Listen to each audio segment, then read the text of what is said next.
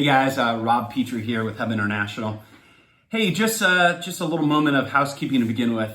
When you see a big smile on my face when I start a video, I think a lot of people might think it's a forced smile or I'm just a smiley, go happy guy. A lot of times it's just because it's not the first take, and sometimes I'm a little frustrated because I do these unscripted, and so sometimes there's several takes, and so usually after a few times, I'm just like laughing at myself. So let's get on with something that I thought might be of interest to you. It's an important thing to understand, which is, do all brokers get the same rates from the insurance carriers?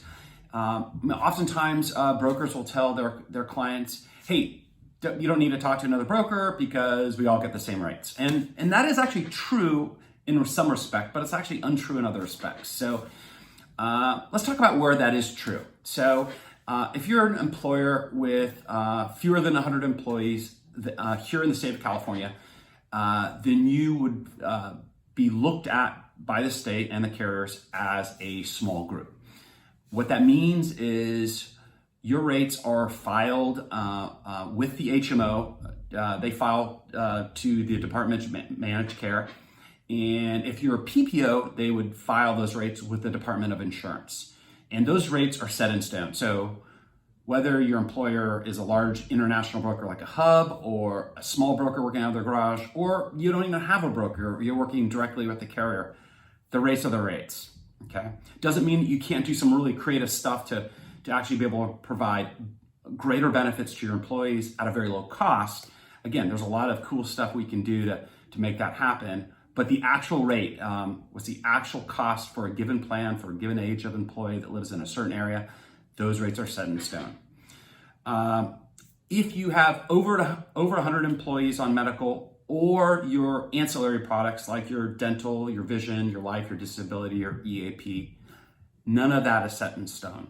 So we as brokers submit to the carrier an RFP for new business or for renewal business. They would typically have that information. And the carrier provides us a rate. Now, that rate doesn't distinguish whether it's broker A, B, or C. With that being said, that doesn't, and this is where it's really important to understand how it works.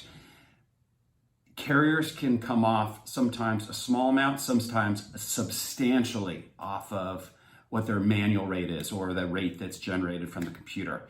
And the key to a carrier coming off those rates and providing you much lower rates really has to do with your broker understanding your situation as the employer situation, and then working with the carrier to be able to demonstrate how it's in the carrier's best interest to provide rate relief and the lowest possible rates. I never want to ask a carrier just for a favor, something like that. I mean, a lot of times brokers, they will kind of ask that favor. Hey, can I get 1% or a couple percent off? And I think we'll be good. We'll renew that. I want to do a lot better than that. And the key to that is to be able to demonstrate to the carrier why it's in their best interest to provide that 5%, that 7%, that 10% or more discount to your rates. And if you can provide good rationale how that will benefit the carrier, provide greater membership to that carrier, reduce their risk, improve their situation, then I find the carriers are very, very willing to come to terms and work with you and provide a great rate. So that hopefully answers that question. If you do have any further questions on this, feel free to shoot me an email or message me, and I'm happy to help. Hope you have a great day, and we'll talk soon. Thanks.